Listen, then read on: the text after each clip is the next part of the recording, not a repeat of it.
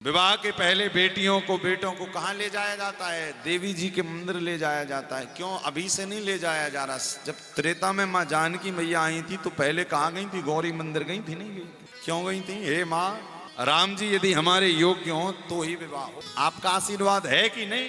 तो माँ गौरी मैया ने क्या कहा था?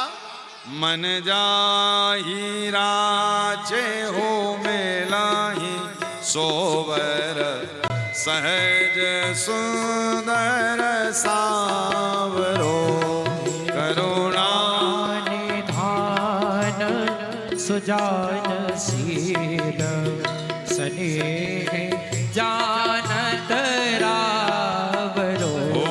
यही बात गौरी आशीष सुनसिया सहित ही हर्षित तुलसी भवानी हो पूज पुनि पुनि मुदित मन मंदिर चली। हाँ मुदित मन मंदिर चली। हाँ मुदित मन मंदिर चली।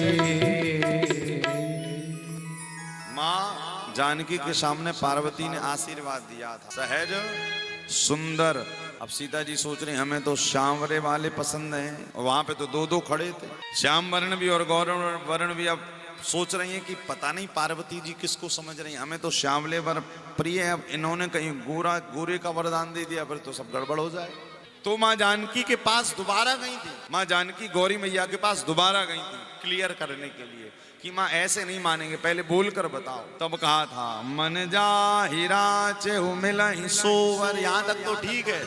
फिर सीता जी ने कान लगाया, क्या कह रही? सहज सुंदर सांवरो। जब सांवरे कहा तो सीता जी ने कहा इसका मतलब राम जी मिल जाएंगे। अब कह रही कि होंगे कैसे? बोले सहज सुंदर सांवरो। और क्या होंगे? करुणा निधान सुजान शील स्नेह जानत रावरो। वाह, माँ जानकी गदगद हो गई। इतने सारे गुण एक के अंदर, और वो हमारे श्री राघव जी। वरदान जब प्राप्त हुआ तो कहते हैं हंसिए माल खसिए माला मूरत मुस्कानी। पार्वती जी मुस्कुरा गई, मतलब सीता जी समझ गई कि राम जी ही मिलेंगे। ये हमारे यहाँ पर अभी से नहीं त्रेता से चल रहा है। क्यों ले जाया जाता है? बोले भैया ताकि माँ का आशीर्वाद। अच्छा देखिए, वो जो माँ होती है ना, वो माँ पार्वती होती है, जगदम्बिका जिसको कहा गया। जब विवाह के पहले कोई जाकर माँ से आशीर्वाद लेता है तो वो माँ पार्वती से ही क्यों लिया जाता है? क्योंकि गृहस्थ की सबसे बड़ी देवी, गृहस्थियों की सबसे बड़ी देवी किसको कहा जाता है? माँ पार्वती। क्यों कहा जाता है? गृहस्थ के सबसे बड़े देवता कौन है? देवादिदेव महादेव। महादेव देवता है और देवी है माँ पार्वती। क्यों है? तो देखो भैया, गृहस्थ में जब आते हो, महादेव के जैसा गृहस्थ देखो। अब गृहस्थ में 5 लोग हैं, मान के चलो आपके परिवार में 5 लोग हैं, 7 लोग हैं, तो 5-7 लोगों के सबके स्वभाव एक से रहते हैं क्या? नहीं रहते। कोई वृंदावन वाले रहते हैं, कोई मॉल वाले रहते हैं, कोई मूवी वाले रहते हैं, कोई कुछ वाले रहते हैं, कोई कहीं वाले रहते हैं। 5 के 5 अलग अलग स्वभाव वाले रहते हैं। हे गोविंद हे गोपाल हे दया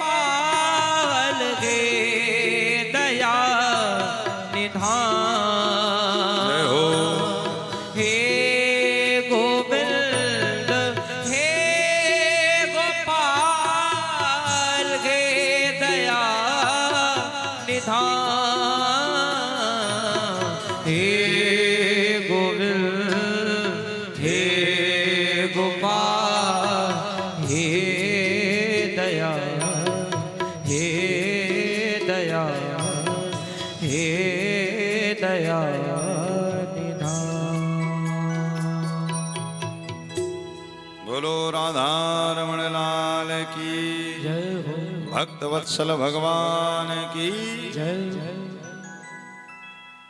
तो आज ध्रुव जी के ऊपर कृपा की श्री ठाकुर जी के 12 अक्षर मंत्र ने। तो मैं बता रहा था कि मां पार्वती गृहस्थ की सबसे बड़ी देवी है। क्यों? बोले गृहस्थ यदि हो तो भगवान महादेव के जैसा।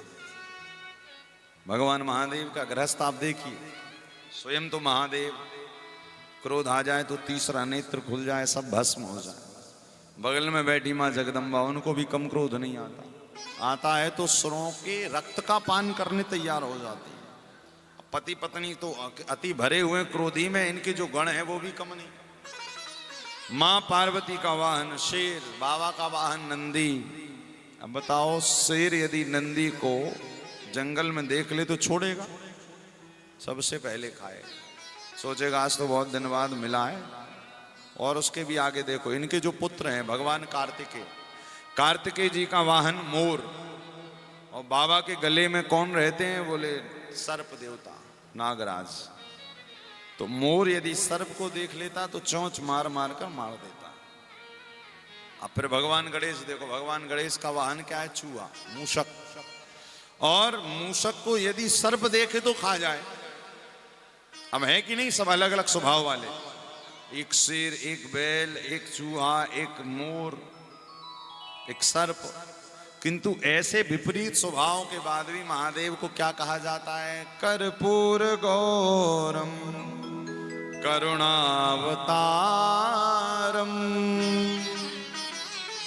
संसार सारम भुजगेंद्रहारम। और सबसे बड़ा विशेषण क्या लगा है? सदा वसंतम हृदयारविंदे भवम भवानी सहितम नमामि। सदा वसंतम, कौन है सदा वसंतम? जो इनके जीवन में सदा वसंत ऋतु रहती है। भाई ऐसा कोई गृहस्थ बता दो जिसके जीवन में सदा वसंत रहता। बोले नहीं, कोई ना कोई चलता ही रहता है विवाद। किंतु एक महादेव ऐसे हैं जिनका जीवन में सदा वसंत है। क्यों है?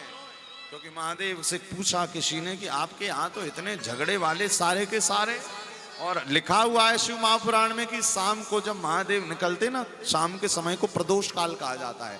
प्रदोष काल में महादेव माँ पार्वती को लेकर निकलते हैं घर छोड़कर।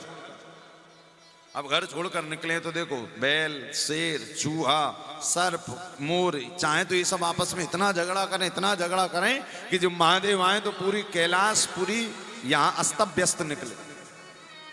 किंतु ऐसा होता है? नहीं होता। जब महादेव आते हैं ना सब जगह से विचरण करके, तो सारे लोग एकदम मौन होकर क्या कर रहे होते हैं? तो भोले बाबा ने कहा, मेरे गृहस्थ में सारे लोग आनंद से, उसका एक ही कारण है कि मैंने इनको सबको सत्संग की माला देकर रखी है, नाम देकर रखा है, भगवान नाम देकर रखा है। बोले इनके दिमाग कभी कभी बिगड़ते भी हैं, किंतु भगवान नाम का चाबुक जब इस पर पड़ता है तो ये तुरंत अपनी लाइन पकड़ लेते हैं। इसी प्रकार हमारे यहाँ पर भी जब हम नए गृहस्थ में प्रवेश करते हैं तो माँ पार्वती के मंदिर जाते हैं। हे देवी, जैसे आपका गृहस्थ है, जैसे आपको महादेव जैसे पति मिले, शंकर जी के नाम के आगे लिखा जाता ना भोले, तो जैसे आपको महादेव मिले ऐसे महादेव जैसे हमें भी मिल जाए। महादेव का तो तीसरा नेत्र है, किंतु अपने पति के लिए मत मांगना कि तीसरा मिल जाए, कोई खुल गया कभी फिर। ऐसा देना जो सत्संगी हो, जो राम नाम का प्रेमी हो।